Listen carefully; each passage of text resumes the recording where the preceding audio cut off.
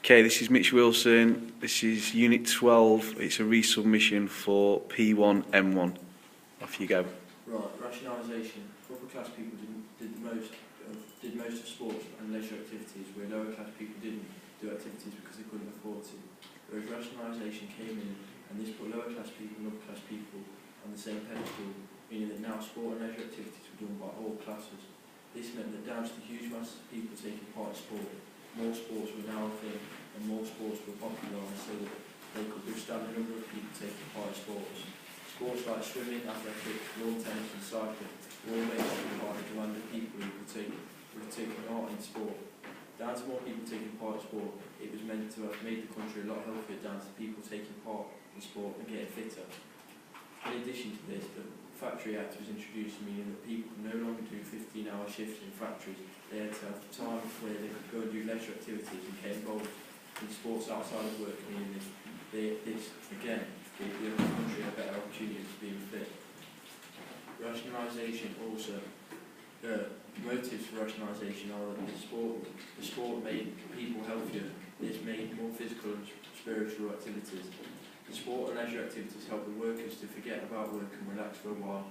In addition to this, another motive was to compensate them from their physical labour and that they had been through a hard day's work. As well as this, it helped them get fresh air and be more active instead of poor working conditions. If you wanted to play football at the period of time, you were better to go to a local park because not many stadiums were built at this time. This meant that people who lived in the cities wouldn't have as much space to play sports, whereas people who lived in the countryside had a lot of space to play sports. Now on to regulation. Down to public schools having a massive impact on life in general. Sports were employed more often in schools, meaning more time was given to sport. From the leagues and teams started to form, workplaces started to set up teams, put them in a league. For example, Arsenal Armaments Factory in 1886 started a team, put them in a league, and it went from there, which then led to actual Arsenal teams that you now know today that play in the Premier League. As well as this, city councils also provided facilities for the communities near them so that people could take part in sport and get involved. The schools at this time would have had different rules for sports, and they did, for example, some schools would have had 8 players at a football match, whereas now some other schools would have had 11 players.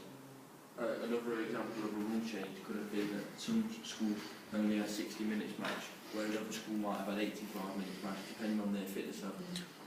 After a while of these rules, the governing body, which was then formed, decided to stick rules in place so that when playing sport, everyone had the equal opportunities.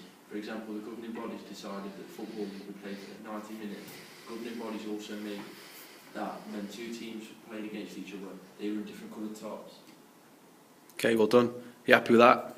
Yeah. Need to make sure when you do your submissions, you need to make sure you read the unit criteria. Yeah, because obviously the reason why I got this resubmission is because you were missing them 2 elements. Yeah, so just make sure you read it. Also, just think about your presentation. You did a lot of reading from the laptop, and also a couple of the additions that you've put in. I've had to go close with the camera to see what they were because they were very, very small. They didn't come up very well. But other than that, you've explained it really well. What do you think you did well? I think that the explanation of it was good, but sometimes I didn't go into enough detail and explain it. I just described it instead of going into detail and explaining the situation and why it had an impact on sport. I think you researched it a lot better. Yeah, a lot better. So obviously you've got a good understanding now what it is. What about a weakness? What do you think you need to try and develop? Sometimes I need to go into more detail about things and explain it more so that when I'm explaining it comes across a bit better than just reading it off, look at the camera a bit more, as well as be a bit more confident and be able to describe that instead of just looking at the screen and talk slower. Yeah, that'll come with practice. Yeah, so obviously we'll get a chance to do a lot more practice, but it's just a confidence thing. You know, try and get used to standing up if you can. What did you do well though out of everything? Go on. Research well and got the information down that I needed to, and tried to put it across the best as I could. Yeah, no, you've done well. I think you've definitely met that M1. A lot better explanation, and obviously you've hit the unit criteria as well by mentioning those 2 areas. Well done.